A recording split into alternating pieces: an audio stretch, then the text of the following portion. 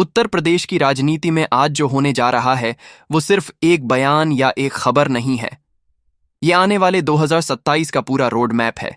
धर्म, सत्ता, संगठन, वोट बैंक और संविधान सब एक साथ टकरा रहे हैं। मायावती ने ऐसे ऐसे संदेश दिए हैं कि सियासी गलियारों में खलबली मच गई है। अगर आप यूपी की राजनीति की असली चाल समझना चाहते हैं तो इस वीडियो को अंत तक जरूर देखिए। और हाँ, ऐसे ही धमाकेदार राजनीतिक विश्लेषण के लिए चैनल को अभी सब्सक्राइब कर लीजिए। आइए बढ़ते हैं पहली खबर की ओर, जहां मायावती ने 24 जनवरी को धर्म और राजनीति के मेल पर बेहद सख्त और चेतावनी भरा बयान देते हुए साफ कर दिया कि अगर धार्मिक मंचों को राजनीतिक अखाड़ा बनाया गया तो इसका सीधा नुकसान समाज की एकता और देश के लोकतंत्र को होगा। उन्होंने कहा कि धर्म आस्था का विषय है, वोट बटोरने का हथियार नहीं, और प्रयागराज के शंकराचार्य विवाद का जिक्र करते हुए यह संकेत दिया कि जब संत समाज और सत्ता आमने सामने आते हैं तो टकराव बढ़ता है, आस्था आहत होती है और जनता भ्रम में पड़ती है। यह बयान सिर्फ एक टिप्पणी नहीं बल्कि उन तमाम दलों के लिए खुली चेतावनी है जो धर्म की आड़ में राजनीति चमकाना चाहते हैं। आइए बढ़ते हैं दूसरी खबर की ओर, जहां प्रयागराज माघ मेला प्रशासन और संत समाज के बीच चल रहे विवाद पर मायावती ने बेहद सोच समझकर बोलते हुए कहा कि माघ मेला सिर्फ एक आयोजन नहीं बल्कि करोड़ों श्रद्धालुओं की आत्मा से जुड़ा विषय है। अगर यहां प्रशासनिक अहंकार या राजनीतिक हस्तक्षेप हावी हुआ तो इसका असर पूरे देश में जाएगा। इसलिए सरकार और संत समाज दोनों को आपसी सहमति, संवाद और सम्मान के रास्ते पर चलकर इस विवाद को जल्द सुलझाना चाहिए। इस बयान से मायावती ने खुद को संतुलन और सामाजिक सौहार्द की राजनीति करने वाली नेता के रूप में पेश किया है। आइए बढ़ते हैं तीसरी खबर की ओर, जहां 15 जनवरी को अपने 70वें जन्मदिन पर मायावती ने 2027 यूपी विधानसभा चुनाव का बिगुल बजाते हुए ऐलान कर दिया कि बसपा उत्तर प्रदेश में अकेले दम पर चुनाव लड़ेगी, और सिर्फ चुनाव नहीं लड़ेगी बल्कि पूर्ण बहुमत की सरकार बनाएगी। यह ऐलान उस समय आया जब सपा, भाजपा और कांग्रेस अपने अपने गठजोड़ और समीकरण साधने में लगे हैं। ऐसे में मायावती का यह आत्मविश्वास भरा ऐलान बताता है कि बसपा अब समझौते नहीं बल्कि सीधे सत्ता की लड़ाई के मूड में है। आइए बढ़ते हैं चौथी खबर की ओर, जहां उत्तर प्रदेश दिवस के अवसर पर मायावती ने राज्य की जनता को बधाई देते हुए यह याद दिलाया कि यूपी सिर्फ राजनीति का केंद्र नहीं बल्कि संविधान, सामाजिक न्याय और लोकतांत्रिक मूल्यों की प्रयोगशाला भी रहा है। उन्होंने कहा कि जब तक संविधान सुरक्षित रहेगा तभी गरीब, दलित, पिछड़े और अल्पसंख्यक सुरक्षित रहेंगे। यह बयान भावनात्मक भी था और राजनीतिक संदेश से भरा हुआ भी।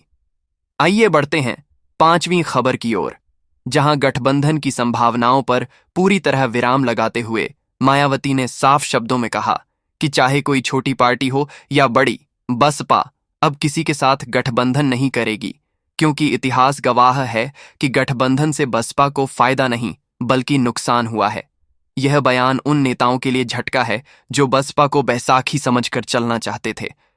आइए बढ़ते हैं छठी खबर की ओर, जहां आकाश आनंद को और ताकत देते हुए मायावती ने साफ संकेत दिया कि अब पार्टी की कमान धीरे धीरे नई पीढ़ी को सौंपी जा रही है। आकाश आनंद अब सिर्फ यूपी तक सीमित नहीं रहेंगे बल्कि बिहार जैसे राज्यों में युवाओं को जोड़ने, संगठन फैलाने और बसपा को राष्ट्रीय विकल्प बनाने की जिम्मेदारी निभाएंगे। इसे बसपा का लॉन्ग टर्म पावर प्लान माना जा रहा है। आइए बढ़ते हैं सातवीं खबर की ओर, जहां पश्चिम उत्तर प्रदेश के मुरादाबाद, बिजनौर जैसे जिलों में नए जिला प्रभारियों की नियुक्ति कर यह संदेश दिया गया है कि बसपा अब सिर्फ सोशल मीडिया या बयानों की राजनीति नहीं बल्कि जमीन पर संगठन खड़ा करने की राजनीति करेगी। हर जिला, हर ब्लॉक और हर बूथ पर पार्टी को मजबूत किया जाएगा। आइए बढ़ते हैं आठवीं खबर की ओर, जहां नसीमुद्दीन सिद्दीकी के कांग्रेस छोड़ने के बाद राजनीतिक गलियारों में पुरानी फाइलें खुल गई हैं। चर्चाएं तेज हैं कि बसपा की रणनीति क्या होगी। भले ही कोई आधिकारिक बयान न हो, लेकिन इतना तय है कि इस घटनाक्रम ने सियासी हलचल को और तेज कर दिया है।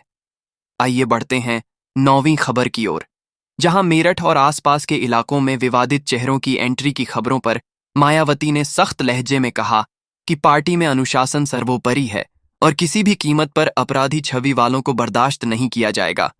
यह संदेश कार्यकर्ताओं को लाइन में रखने और जनता का भरोसा जीतने दोनों के लिए है। आइए बढ़ते हैं 10वीं खबर की ओर, जहां वोटर लिस्ट अभियान को लेकर मायावती ने साफ निर्देश दिए हैं कि 25 जनवरी से गांव-गांव, घर-घर जाकर नए वोटरों के नाम जुड़वाए जाएं, क्योंकि सत्ता की असली लड़ाई भाषणों से नहीं बल्कि वोटर लिस्ट से जीती जाती है। आइए बढ़ते हैं 11वीं खबर की ओर, जहां संविधान बचाओ अभियान के तहत मायावती लगातार भाजपा और कांग्रेस दोनों पर संविधान को कमजोर करने का आरोप लगाते हुए दलितों, पिछड़ों और वंचितों को एकजुट करने में जुटी है। आइए बढ़ते हैं 12वीं और सबसे रणनीतिक खबर की ओर, जहां यादव समाज को लेकर दिए गए संकेतों ने सियासी पारा को चढ़ा दिया है। मायावती ने साफ कर दिया है कि उनकी सरकार आने पर यादव समाज के हितों को भी पूरी रक्षा होगी, यानी सपा के कोर वोट बैंक से सीधी सेंध लगाने की तैयारी है। तो ये थी 12 बड़ी सियासी खबरें जो साफ बताती हैं कि 2027 की जंग शुरू हो चुकी है। सवाल ये है कि क्या मायावती की ये रणनीति सत्ता तक पहुंचाएगी या महामुकाबला और भी खतरनाक होगा। अपनी राय कमेंट में ज़रूर लिखिए कि वीडियो को लाइक, शेयर और सब्सक्राइब कीजिए।